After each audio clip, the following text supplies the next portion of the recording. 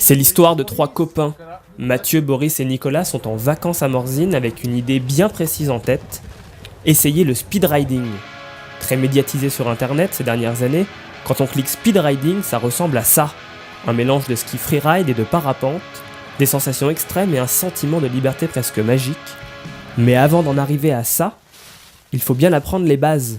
Un apprentissage pas toujours évident mais primordial pour bien maîtriser les fondamentaux. C'est vrai que c'est une activité qui s'adresse à des très bons skieurs, ça c'est important, et c'est une activité qui se fait bien sûr encadrée. Donc en l'occurrence là on est sur une pente-école qui est sur une piste, qui est tolérée par la station et par la mairie, uniquement encadrée par des professionnels. Pour Boris, les sensations viennent petit à petit. Pour lui, le grand vol approche. Au début on tâtonne un peu, donc c'est un petit peu compliqué de comprendre les commandes à la voile.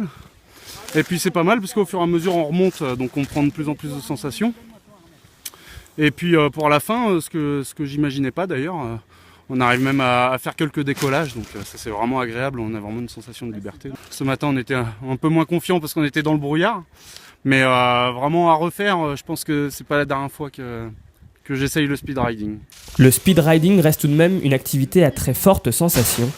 Les trois stagiaires du jour réussissent à dépasser leur peur, ce qui n'est pas évident pour tout le monde. De toute façon, l'appréhension, elle sera toujours existante avant de venir faire l'activité, parce que les gens ne savent pas à quelle sauce ils vont être mangés.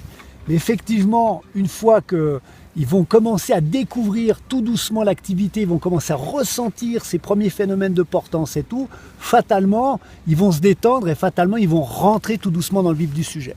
Il ne reste plus qu'à prendre son envol avec prudence.